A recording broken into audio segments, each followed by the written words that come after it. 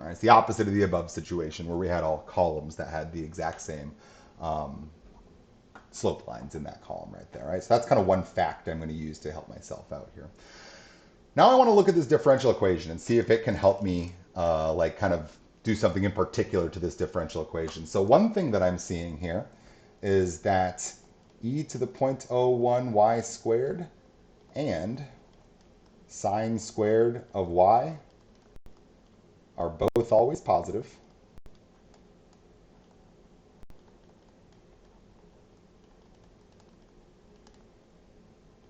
So we always have dy dt is greater than or equal to 0. So that's another fact that I know about all of our slope lines. By looking at our equation here, I can see that it's impossible for dy dt to be negative. So I know that every single bit of line that I draw on our slope field, all the particular solutions I want to graph, they're all going to have positive slope or potentially zero slope, because sine squared of y could certainly be 0, although this can't be 0. But if we plugged in like pi, for example, notice I'm getting out 0. So now that kind of leads me to another thought here. When might I get 0? Well, that's exactly what I want to kind of look at here is what are my equilibrium solutions, right?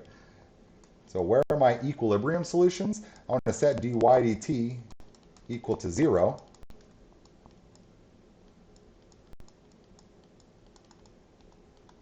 And what I'm noticing here is that this is the only thing that can ever be equal to 0. When is sine equal to 0?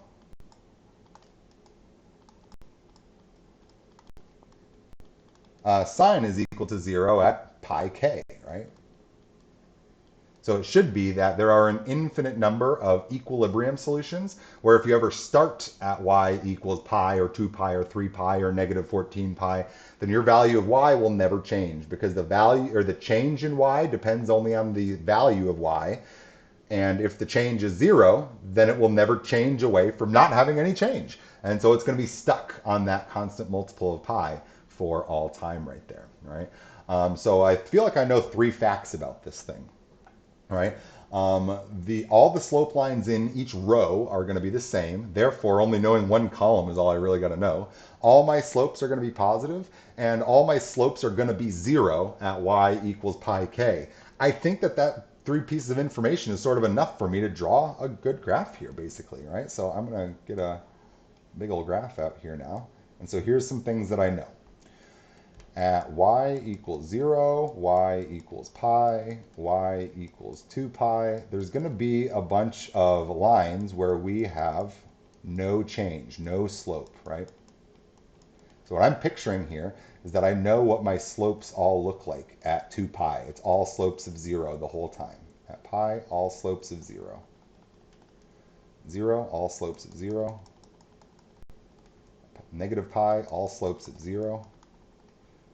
Negative 2 pi, all slopes of 0. So those aren't just dashed dividing lines. Those are literally my slope lines for my slope field. Right? The other thing that I know is that all of our slope lines are always going to be positive slopes. There's never going to be a negative slope anywhere on this entire graph. I don't have a way to get negatives out of this expression. So I kind of need to do sort of a little bit of like thought to myself here, like what's going to happen, right? So like, I don't know, let's just flop out one positively sloped line right there. Let's suppose that right there, that's the amount of slope that we had. I don't know if that's too much or too little. I'm not super worried about it. What I'm thinking to myself is if we start at this point, our y value should get bigger. But what I know is that the closer and closer that y gets to pi, the closer and closer this is getting to 0. Therefore, the more and more our slope should flatten out. So what I'm picturing is as this moves along, we'll get shallower and shallower and shallower lines sort of asymptotically approaching. Very similarly over here, as we get closer and closer to y being 0, again, dy dt is getting closer and closer to being 0. So going sort of backwards in time here, I think we can get a similar sort of trend. So what I'm picturing for myself here is we're probably going to have patterns that look just like this. I mean, what else could happen? It has to be an only increasing curve, but it seems like it's stuck between those 2 bands right there. So it feels to me like we're going to be getting a bunch of like solution curves that are going to do this sort of like logistic type growth right there forever. And in fact, there should be lots of these curves inside of each band, right? All of these should be tending to, in the long run, be doing this increase over time. And these are going to exist everywhere, right? So the cool thing is that just by sort of like looking at the differential equation, deciding what signs it can take on, looking at where my equilibrium solutions are, I'm able to understand what all of our particular solutions are in general going to look like. We can answer our question now, by the way. If I start at the point 0, 2, well, that 0, 2 point is right here. I think that that guy is going to, I kind of think I know what it's going to look like. I kind of think that in forwards time, that this particular solution is just going to get really, really close to y equals pi. I think that's what's happening right here. So I think that if y of 0 equals 2, then the limit as t goes to infinity of y equals pi. It looks like in the long run, the value of y is going to get infinitely close to pi as time moves forwards, right? I could also ask questions like, in backwards time, what's the long-term thing, right? If we headed to the left, in which case our answer would then be 0, because it looks like if we're going backwards in time, it's getting infinitely close to y equals 0 right there. So I can now make statements like the long-term behavior of any solution, where it's going to tend to for any initial condition associated with this differential equation, despite the fact that I was not able to solve it right here, right? So the point is, you should separate yourself in your mind from this need to solve equations. We're not going to be able to solve many interesting equations this semester. That doesn't mean we can't analyze them meaningfully. That just means that there's not an equation that we can write that matches the graph that we're seeing. As the very last thing that I want to do today, I want to take this drawing that looks like it was made by a serial killer and show you one that actually looks good by graphing it in technology, and we'll go ahead and call it a day. I did propose a RC circuit example, but you can also just read it in the book, since I lifted that one straight from the book right there, which I think this example might be as well right here. But let's just pop over and see that, and then we'll call it a video right here. So I am looking here. I want to zoom back in. I don't want to be so dang far away. Let's just go -5 to 5. I don't know why, but it's very typical for graphers like these to never give you square bounds, and I just don't know why that is the case. That always drives me nuts.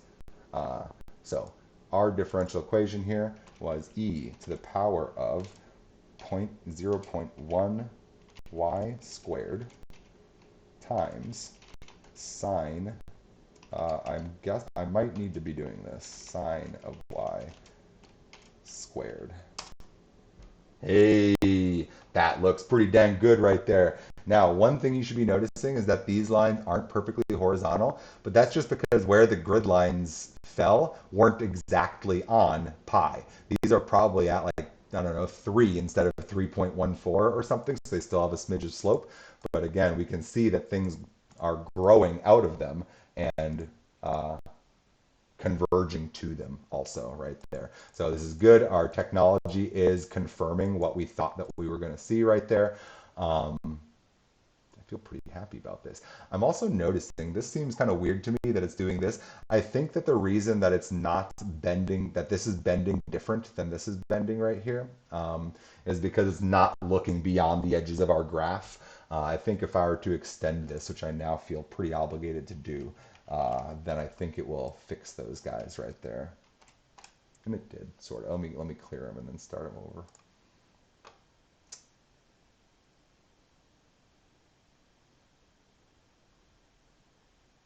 Interesting. Oh, how exciting. So, again, it's it's doing some pretty crazy things right now. You can see, so I hope that you don't need a lesson in differential equations to know that these are not necessarily curves that you should be trusting to be good for this differential equation. Again, we're going to see why this happens when we go to talk about this stuff. Will it fix these for me? And I'm wondering if we do this. Nope. It's trying so hard. When slopes get really steep, our numerical estimates can get wonky, and that's going to be one of our major lessons. So all this kind of crazy stuff that's happening out here that's not agreeing with our intuition, where we should have every pi, there should be another line right there. We're going to see exactly why that happens when we go to do our numerical unit right here. So this is just saying, no, like, again, this is why it kind of makes sense to buy Mathematica instead of to use a website, because you can see its computational abilities are still limited right here. And so again, this will come up in our discussion when we get to our numerical unit out there as to why that's happening. So we'll come back to that. So that's why it matters that you're still able to think and understand that you could describe to me that there are an infinite number of equilibrium solutions, and we'll have always positive slopes in between them right there, and therefore you can intuit the shape of all of the particular solutions right there. So since this went a little long here, I'm going to go ahead and call it a day for this video. Again, there was one other example, but you can see those graphs in the end of the section. Next video, we're going to hit section 1.4 tomorrow. 1.4 is kind of a weird section. It's a very, very, very verbal section, very graphical section. But it's very important. It's like a super key concept that's going to allow us to make lots of claims that we want to be able to make this semester. So it's really important. There's not a lot to like do in this section except for just like accept a theorem is all that's really going to happen there. So we'll hit that in 1.4. Oh wait, that's what it is. It's that 1.5 is actually existence and uniqueness. We're skipping 1.4, which is the units on the numerical stuff, because we're going to do it all in one lump later. So that's what I got for you guys today. It was a little bit long. I'm going to try and tighten those up a little bit. It's okay. Our next one will probably be a little bit short right here. So I will see you guys for 1.5, which is existence and uniqueness, in our next video here. Have a good one.